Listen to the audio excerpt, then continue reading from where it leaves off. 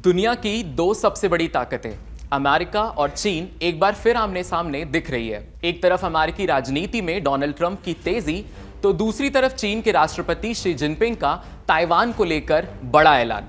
हाल के दिनों में ट्रंप भारत पर ट्रेड टैरिफ को लेकर सख्त तेवर दिखा रहे थे, वहीं इजराइल में बैठकर गाजा पीस प्लान बनाने की कोशिश कर रहे थे। ट्रंप चाहते थे कि मुस्लिम देशों तक वो अपने साथ ले आए ताकि उनकी अगुवाई में एक बड़ा पीस ऑर्डर खड़ा हो, लेकिन अब उनका अगला निशाना है चीन।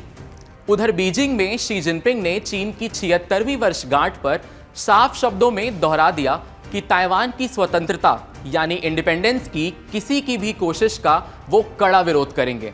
उन्होंने कहा कि चीन राष्ट्रीय संप्रभुता और क्षेत्रीय अखंडता की रक्षा करने के लिए हर स्तर पर तैयार है।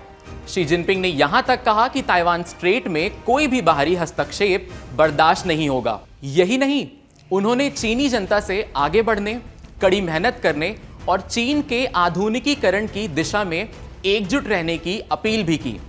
याद दिला दें, चीन ताइवान को अभी भी अपने हिस्से का इलाका मानता है और वहां की स्वतंत्र पहचान को मान्यता नहीं देता, जबकि ताइवान 1949 से अलग चल रहा है और आज पूरी तरह से लोकतांत्रिक तरीके से खुद को चलाता है।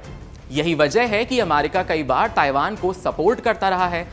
जो बाइडेन भी खुले तौर पर ताइवान की नीति का समर्थन कर चुके हैं, लेकिन डोनाल्ड ट्रंप का रुख इससे कहीं ज्यादा सख्त और टकराव भरा दिख रहा है। कुछ ही दिन पहले चीन के रक्षा मंत्री डोंग जुन ने तो ये तक कह दिया कि ताइवान पर कब्जा कर लिया जाएगा। ऐसे बयानों से साफ है कि एशिया पैसिफिक में तनाव और ज्यादा बढ़ सकता है। तो अब तस्वीर ये है, ट्रंप अपने चुनावी दौर में फिर से सख्त अमेरिकी लीडर का इमेज खड़ा करना चाहते हैं और शी जिनपिंग अपने देश की अखंडता के नाम पर ताइवान पर दबाव बनाए रखना चाहते हैं, यानी सुपर पावर की रस्साकशी में ताइवान फिर से केंद्र में है।